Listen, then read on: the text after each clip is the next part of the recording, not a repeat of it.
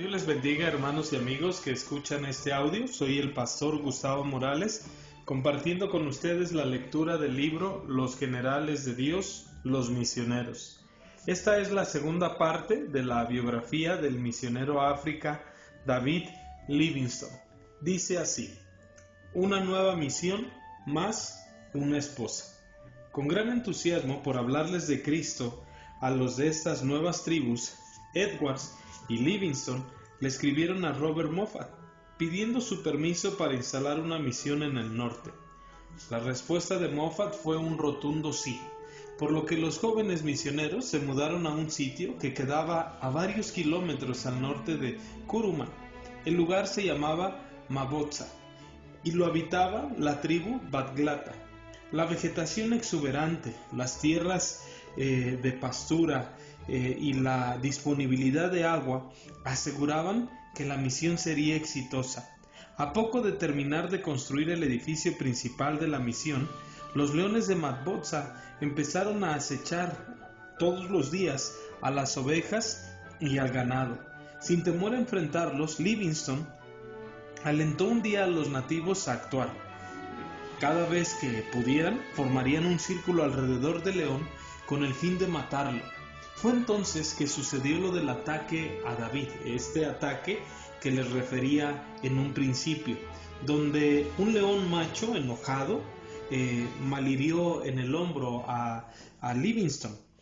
Echado en el suelo y con el brazo izquierdo destrozado, Livingstone fue guiando a Edwards paso a paso sobre cómo debía volver a colocarle el hombro en su lugar, y le enseñó a vendar sus heridas. Durante el resto de su vida, Livingstone anduvo con el brazo izquierdo inerte, tieso, al costado de su cuerpo. Debió guardar reposo durante 2 meses en el complejo de la misión mientras sanaba su brazo. Cuando en Mabotsa se enteraron de que finalmente Robert Moffat estaba viajando hacia Kuruman, el impaciente Livingstone obedeció a su impulso, montó su caballo y galopó para ir al encuentro de los Moffat. Al encontrar la carabina de los Moffat, conoció a Mary, que en ese entonces tenía 23 años. Ella era la mayor de los 10 hijos de Robert Moffat. Los dos pasaron varias semanas juntos en Kuruman, mientras seguía sanando su hombro.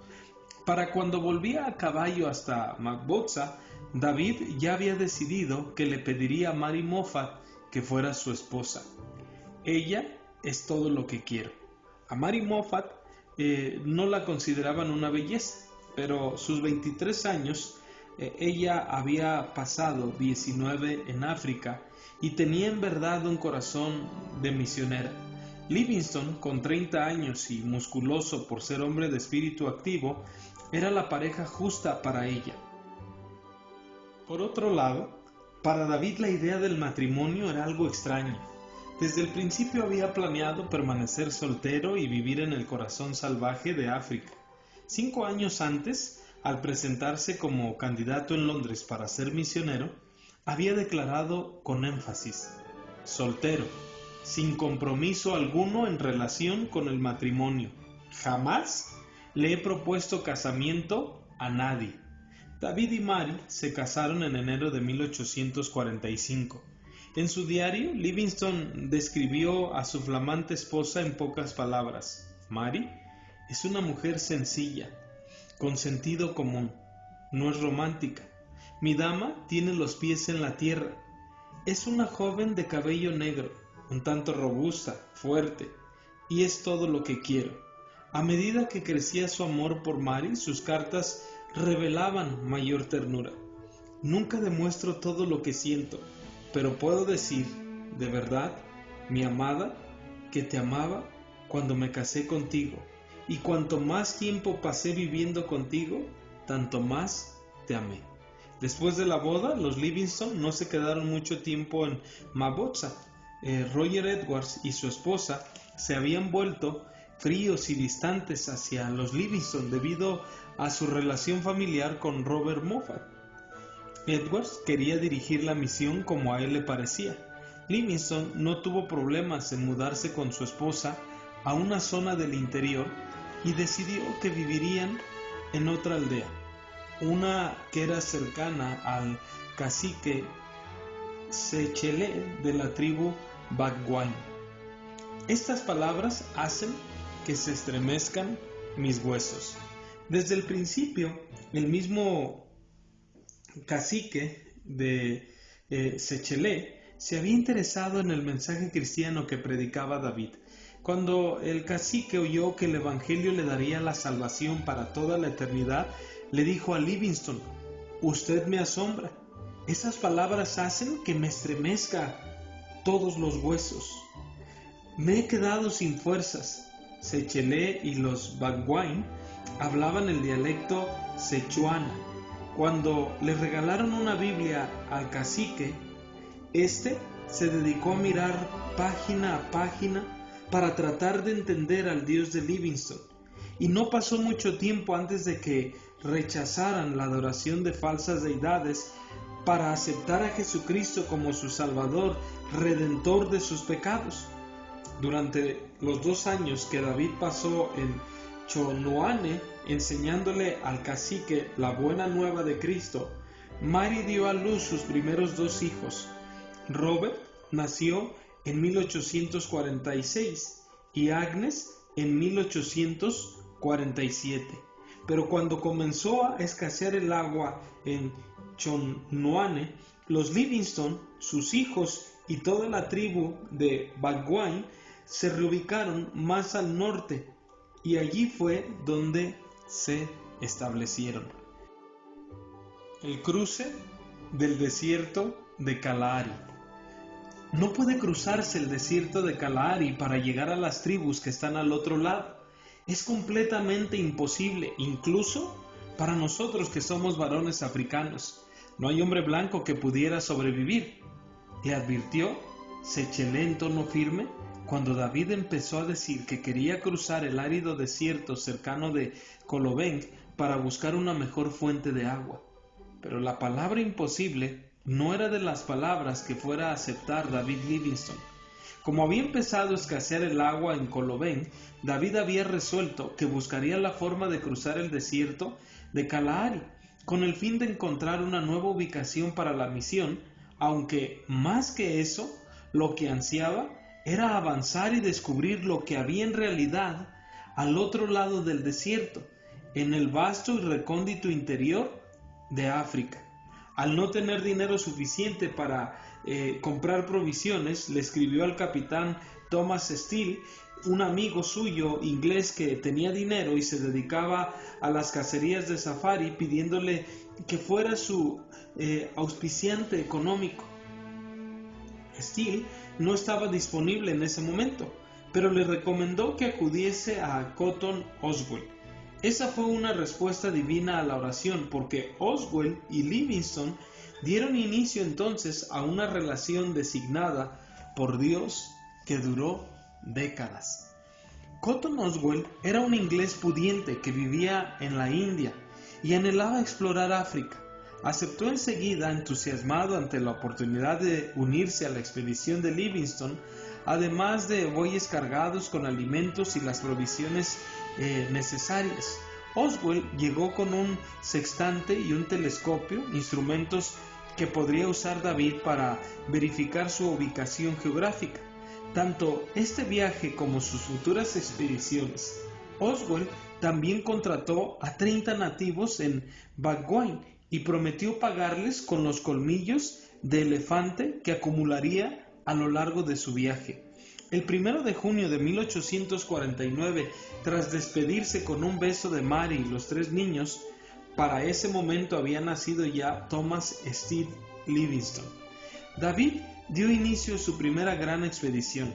Le habían llegado rumores de que al norte del desierto estaba el lago de Egnami, un bello espejo de agua que ningún europeo había visto hasta entonces.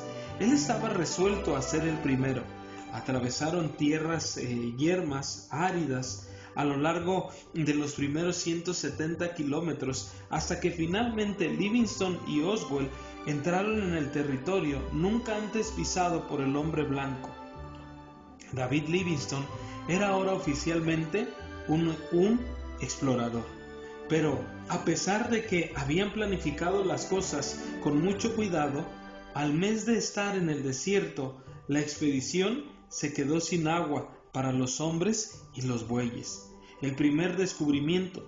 El 4 de julio de 1849, Cotton Oswell avistó algo que parecía una cinta brillante a la distancia. Pensó que podría tratarse de un espejismo. Entusiasmados, avanzaron en esa dirección y descubrieron que no era un espejismo, sino un río, el Souga, flanqueado en las orillas por bellísimos bosques que solo conocían los pocos nativos que vivían cerca del Kalahari. Todos corrieron para mojarse en las aguas poco profundas del Souga, y los exploradores, los nativos, los bueyes bebieron hasta saciarse y se quitaron el polvo del camino. Seguramente este río nos llevará hasta el misterioso lago Egnami, pensó Livingstone. Los aventureros dejaron atrás el desierto y siguieron el curso del Souga con rumbo al norte a lo largo de más de 400 kilómetros hasta que encontraron un lago muy grande con aguas de color azul profundo, donde la fauna y la flora africanas desplegaban toda su belleza. El 1 de agosto de 1849, David Livingstone, Cotton Oswell y un tercer guía británico, Mungo Murray, fueron los primeros europeos en ver las claras aguas del lago Egnami y recorrer sus orillas. Los exploradores regresaron a Kolobeng por el camino que Livingstone había registrado por escrito con sumo detalle, con el fin de anunciar lo que habían descubierto. A pesar de que Europa siempre había temido que África Central no fuera más que un interminable y árido desierto, Livingstone había descubierto el primero de lo que creía que era una cadena de lagos en el interior del África. Los guías nativos que los habían acompañado en el viaje decían que había otros grandes ríos y lagos al norte de Souga. El interior de África no era un desierto árido. Tenía muchos ríos, lagos, aldeas nativas y una fauna exótica. Livingstone no cabía en sí del entusiasmo y le escribió una carta a la Sociedad Misionera de Londres y también a la Sociedad Real de Geografía, donde describía la exuberante vegetación y los bellísimos espejos de agua que habían descubierto en el centro de África. Estaba seguro de que eventualmente también podrían instalarse misiones cristianas en esas regiones del interior. El evangelismo llegaría a África Central. En una carta dirigida a Arthur Titman de la Sociedad Misionera de Londres, David escribió: «Espero poder trabajar y vivir sin las cosas que suelen necesitar otros hombres, plantando la semilla del Evangelio allí donde otros no han llegado a plantarla». La familia explora junto a él. En pocos meses más, David ya estaba preparado para viajar otra vez con la idea de ir más allá del desierto de Kalahari. Esta vez seguiría el curso del río Souga, con rumbo hacia el sur. Mary Livingstone, a pesar de estar encinta por cuarta vez, insistía en que ella y los niños lo acompañarían. Considerando el éxito que había tenido en su primer viaje, David accedió, y en julio de 1850 los Livingstone y varios de los obreros de la tribu Bagwine partieron con la intención de cruzar el Kalahari, siguiendo los detallados mapas que David había dibujado a mano, y llegaron al Souga sin problemas. Pero a poco de haber llegado, tanto la pequeña Agnes de 4 años como Thomas de 2 enfermaron de malaria. Aunque Agnes se recuperó pronto, Thomas empeoró. Temiendo por la vida del pequeño, los Livingstone decidieron volver, enfrentando así los 2 meses de travesía que los llevaría el regreso a Kolobeng. Afortunadamente, los 2 niños se recuperaron del todo, pero un mes más tarde, la tragedia golpeó a esta joven familia.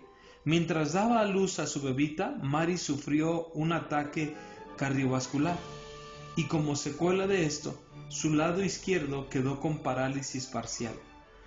Aunque esa parálisis luego pasó, semanas más tarde, la bebé Elizabeth enfermó de una bronquitis que se agravó y en consecuencia la niña murió. La familia lloró la pérdida de su dulce niña de ojos azules y sepultó a la bebé en Kolobenk. David decidió que Mary se recuperaría más rápido si viajaban a Kuruman y pasaban un tiempo con los padres de ella. Mientras estaban allí, él recibió 2 cartas inesperadas desde Inglaterra. En honor a su descubrimiento del lago Egmani, la Sociedad Real de Geografía, RGC por sus siglas en inglés, le otorgó a Livingstone la medalla de oro, que era el más alto honor para los exploradores británicos. Estaba azorado. La Sociedad Misionera de Londres también le envió una carta que expresaba honra y agrado. Estaba abriendo un nuevo mundo al Evangelio de Jesucristo, siempre que sea hacia adelante. Al regresar a Kolobenk, Livingstone se sentía inquieto y comenzó a planificar su próximo viaje a Souga. Mary empezó a empacar sus cosas y las de los niños para acompañarlo, pero Cotton Oswell dijo en tono de protesta: ¿están seguros de que es necesario que vayan? Hay muchísimos peligros allí donde vamos. Y David respondió simplemente: no puedo dejar a mi familia aquí en Kolobenk. Hay enfermedades y yo soy su médico. Los Boers, descendientes holandeses y esclavistas, están amenazando con atacar la aldea. No pueden quedarse aquí. Justo antes de que partiera la expedición, David recibió una carta furiosa de parte de su suegra Mary Moffat. Oh, Livingstone, ¿qué es lo que te propones? ¿No bastó con haber perdido a una hermosa bebé, con apenas haber logrado salvar la vida de otra y con que la madre sufriera esa parálisis? ¿Cómo puedes pensar en viajar? Livingstone no respondió su carta. Estaba convencido de que Dios no lo había llamado para quedarse en un único lugar para establecer un puesto de misión como lo había hecho con éxito Robert Moffat en Kuruman. Dios había puesto en su alma el deseo de ser un misionero pionero, que avanzara siempre hacia la siguiente frontera. Iré a donde sea, siempre que sea hacia adelante. Escribió: creo que Dios le había dado un espíritu apostólico que lo impulsaba a avanzar siempre. A los 31, Mary Livingstone era una mujer fuerte que estaba absolutamente resuelta a no quedarse atrás, a pesar de que estaba encinta, esperando a su 5º hijo. Una vez más, los Livingstone se aventuraron a explorar el corazón de África, con su amada esposa y sus pequeños en la carreta más grande. Cotton Oswell fue también muy entusiasmado por unirse a otra expedición de Livingstone para adentrarse al interior de África. Livingstone lo había convencido de que cada exploración que descubrieran, otro espejo de agua africano, era un sueño de todo explorador. El descubrimiento de Mary, la embarazada.